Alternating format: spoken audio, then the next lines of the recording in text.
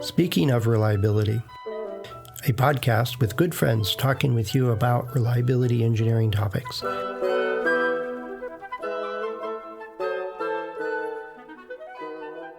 Welcome to Speaking of Reliability. This is Fred Schenkelberg. And I'm Philip Sage with the Manaway Group in Australia. Hey, Phil, I noticed the company change there. I don't know that we've mentioned that before. You used to talk about another company. So yes, yeah, we did. The Manaway Group's a new group, and we're in the asset management and reliability engineering space. And we're in Australia and have a small fledgling operation in Nevada. In Nevada? Is there anything going on in Nevada? Not much. Low taxes, I guess. Yeah, low taxes.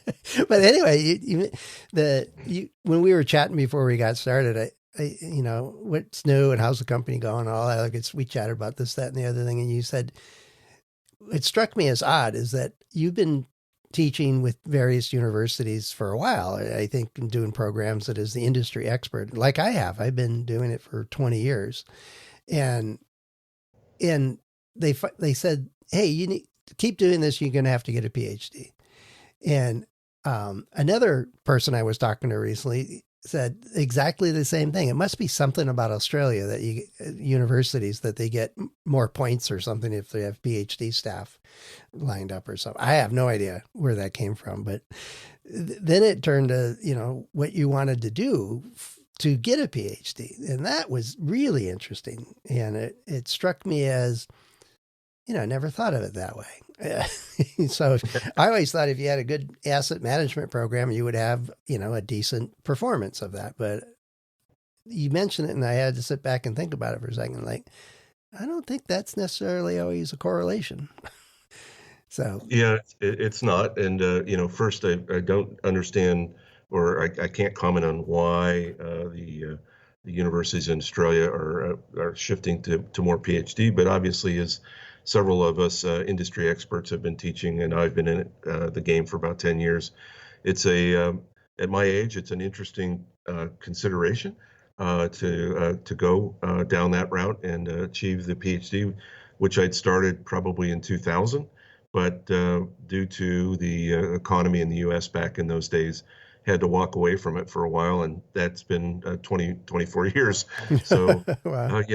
It's funny how life progresses and things quickly pass you by, but that's the game. The question with all the years of experience in different areas and areas that I've worked and people I've worked with, where would be an interesting novel topic. And one of the things that strikes me very clearly is that there's a big disconnect between asset management systems and asset management performance.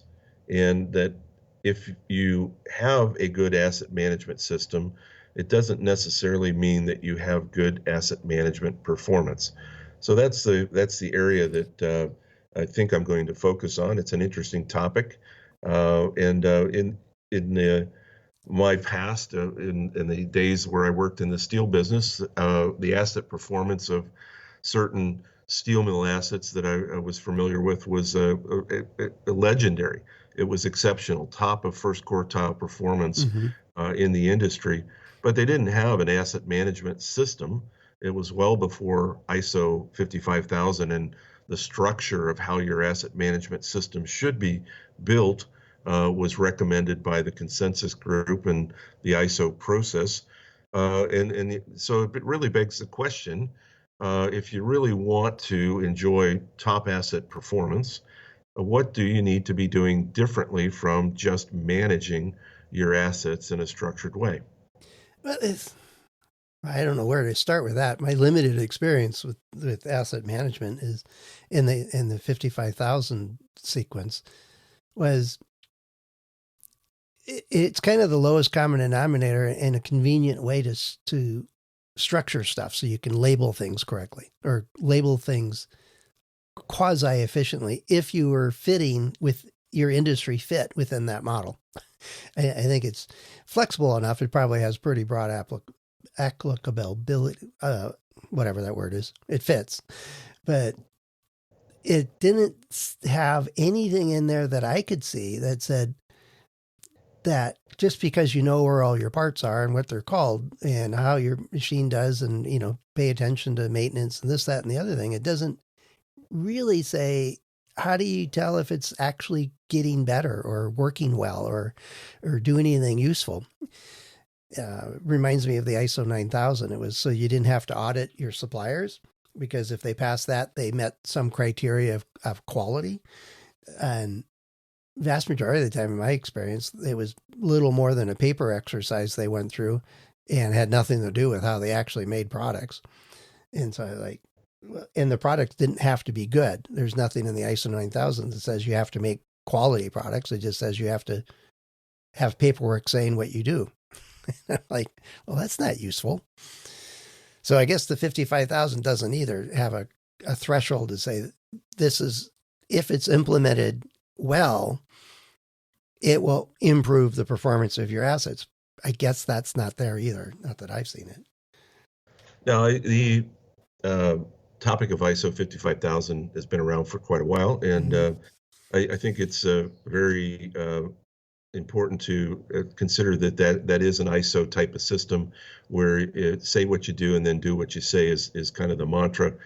And the auspices of the whether it's ISO 9001 or 14,001, which is environmental and chemical, or the 55,000 series, they're all very, very similar. In fact, the paragraphs, I think, are numbered very, very similar, if not the same, that they are the asset management system component, and the way that asset management is tackled is the structure of what the certification is driving at, and it has nothing to do with how you actually manage your assets and achieve performance from those assets. So if you write down that we run it until it breaks and then we fix it, and that's what you do, you get certified. Effectively, you need probably a few more pages than that, but well, yeah. I have to laugh. I ran into somebody that said they got ISO certified for, I think it was 9001, with one piece of paper. And it said little more than, we have a book, and the book says it's got one page, and it says that we do, every project we have is unique. So we do it, we manufacture to that project specifications, and we do make decisions to enhance that product's throughput on the factory, and period. And the ISO auditor came in and says, well, that program's running different than this program. And says, yeah, that's unique to those. So that's why we made those decisions. And they went, okay, signed it off. Yeah, I can believe that, actually. And again, it is say what you do and do what you say. So if say what you do aspect of it is lightly documented, or you can skim on the documentation, then the documentary evidence that you are doing what you say is also equally light. Now, there's probably several ISO auditors around the world that perhaps listening to this that might disagree, but in the end of the day, the basic mantra, I feel, in my opinion, it is say what you do and then do what you say. And the important aspect of developing an ISO-based program, in my mind, is to make sure as you're developing the say what you do part, that you're not infusing the future state of what you would like to be able to do or what you think your organization should be doing, right, but actually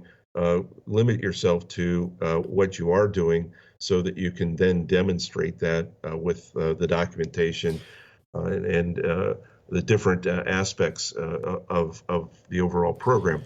But I think in ISO 55000 in particular, in the asset management systems standard, that would probably have a lot of non-value added actions in the different sections that don't deliver asset performance value. Yeah, no, I get that. It's any of the ISO standards I've run up against. It's really for the convenience of the auditor, so that you have a trail of documents or materials or whatever artifacts of that you can demonstrate you did what you say you're going to do. And it's like, that's a whole lot of work and a whole lot of people creating procedures and documents and, all this stuff, and then evidence of it. And nobody's really looking at what you're doing. How good is the product you're making? Right. Where's that come into this play here? Well, and whether it's a product or providing a service, or if you're in the transportation business, moving people around from point A to point B, whether it be by bus or by car or by train or plane, all of those are different animals in some respect, but they have very common aspects to them. And if you've got a team sidelined in an office somewhere, generating procedures that get reviewed every 3 or 4 years that no one in the real world is actually using, or seeing, then or seeing, well, they're all typically available through an internet portal. Oh, but, it's on the web. Do that procedure. Yeah, it's right, there. right. Just do that one. Yeah. But they're dreamed up and they're not matching real world. They're either future state or our belief of what is the current state, but they're developed by people that are in the office typically and never actually out on the assets themselves. And as a result, there's always a mild disconnect between those procedures. So the question, in my mind, really, yes, okay, say organization A has ISO certification. How is it that they operate their assets at such a poor performance level and still have ISO certification? Why is that possible? Well, the short answer is not in the standard. It's the, Yep. I get a PhD. I'm done. Short thesis. Yep. I'll reference you. You helped me come up with that phrase.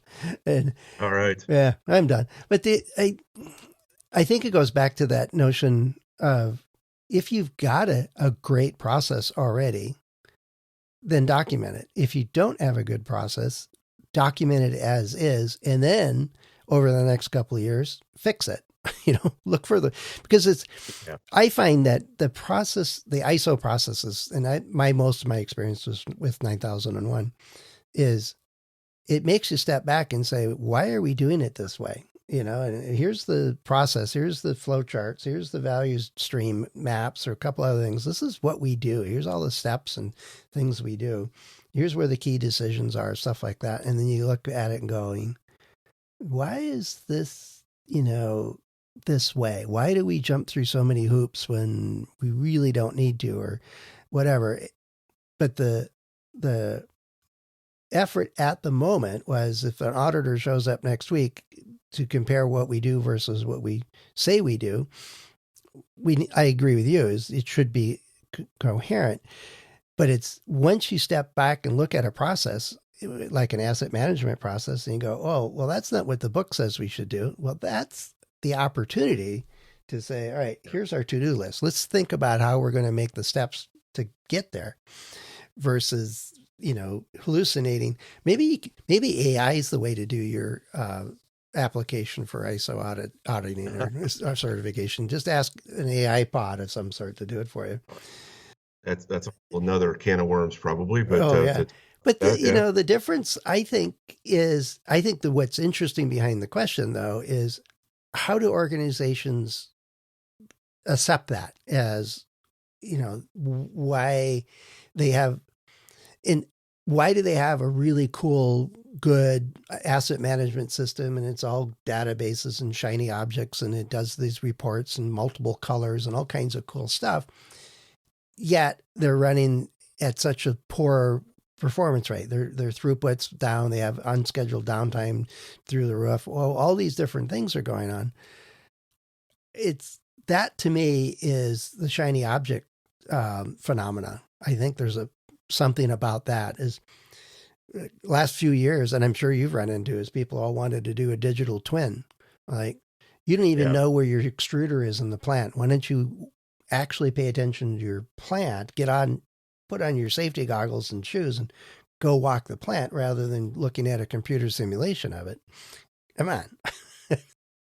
Yeah, I don't know that digital twin, there's a lot of hype about it, and has been for several years, and people are making a lot of advances and doing some fairly cool things with the graphics and visualization of the processes. But the end of the day, and that does give you at least some insight into what the performance should be, but it's really not geared at achieving the performance. Yeah. And that's where I have to look back in my career at the organizations A, B, or C that have absolutely excelled at achieving the highest level of asset performance and leaps and bounds above where everybody else in the industry was, but did it without digital twins.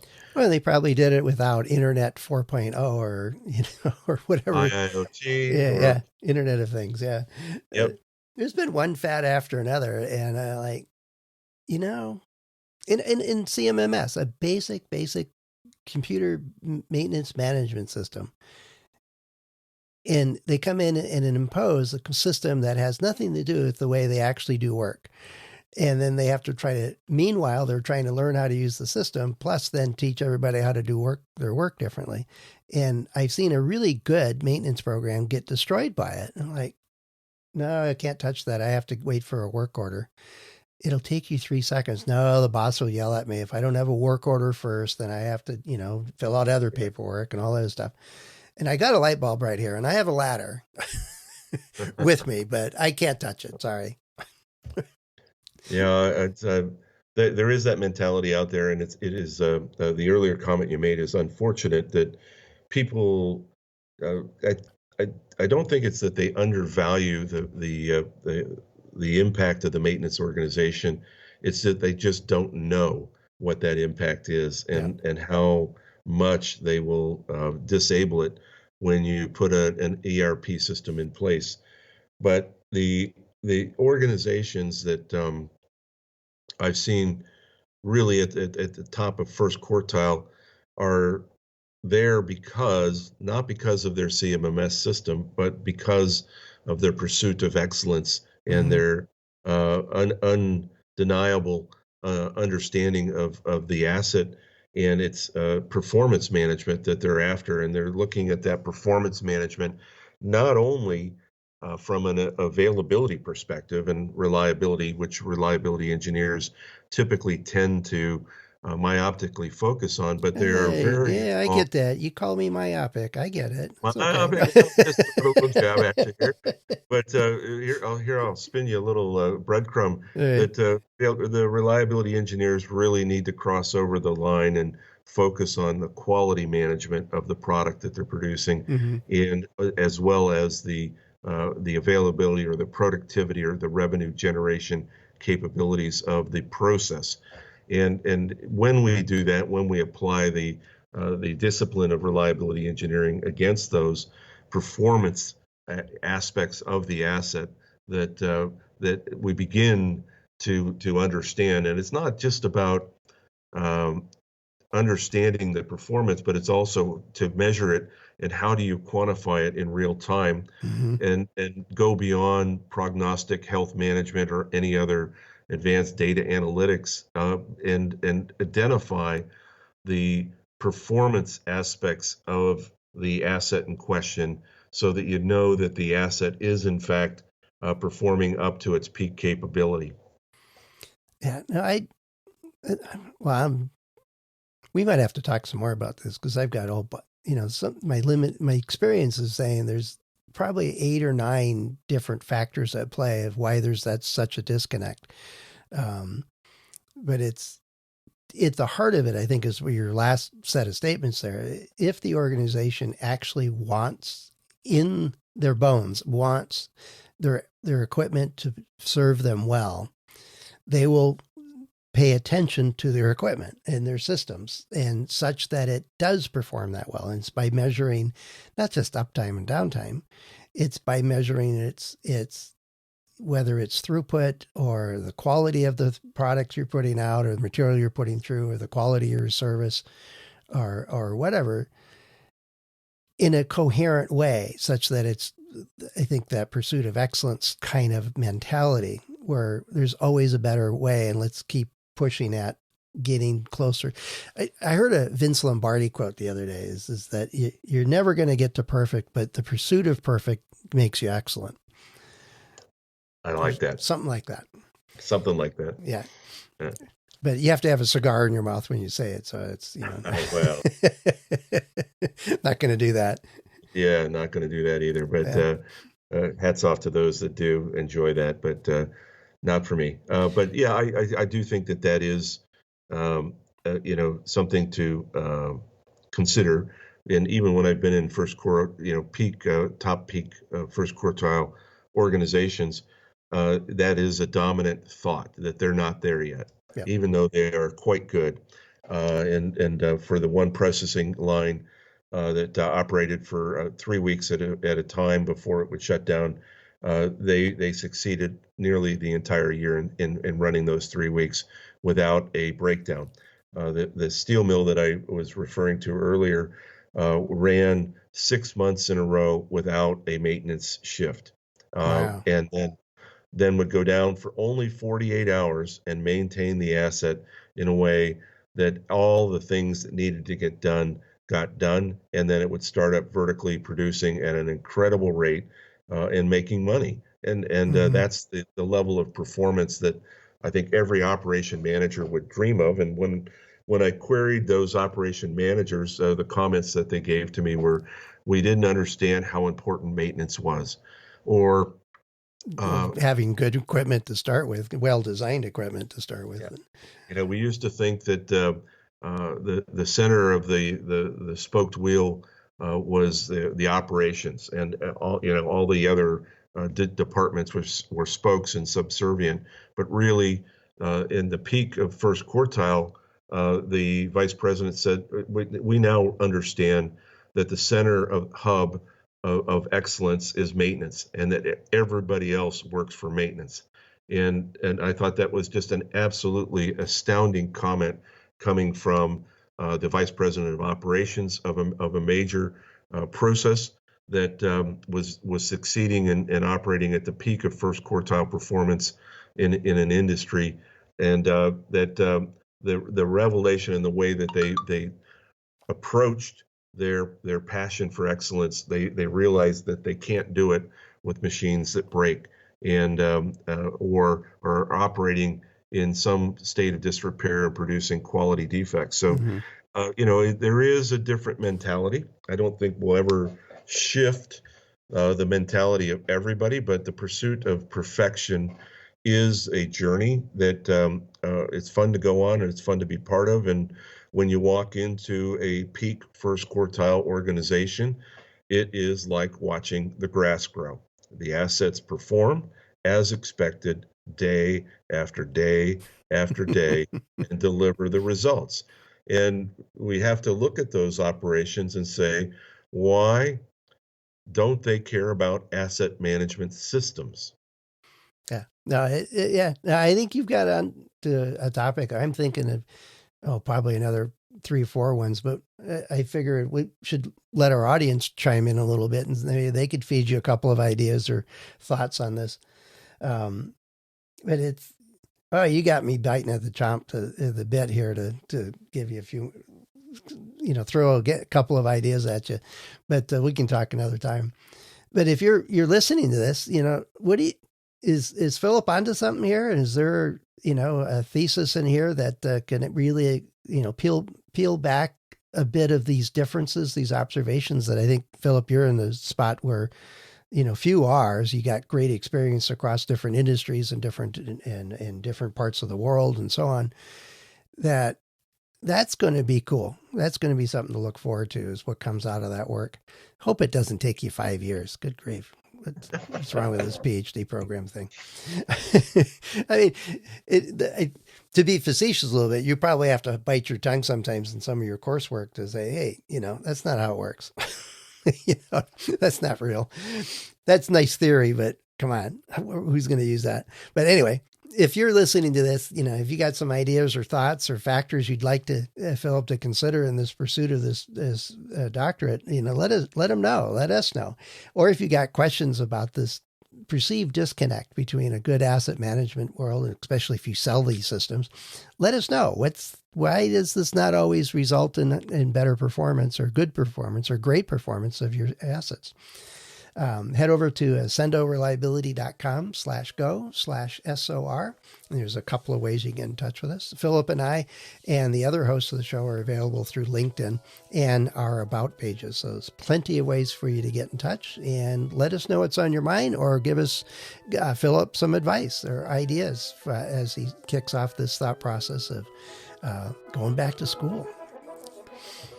All right. Well, thanks, Philip. We'll talk again soon, I'm sure. I'm sure. As always, my pleasure, Fred. All right. Thanks, Phil. Thanks for listening to Speaking of Reliability. We invite you to join the conversation. If you have a question or a topic that you think we should discuss in a future show, please let us know. You can find a comment box below the episode show notes, or just leave a note as part of a review on iTunes.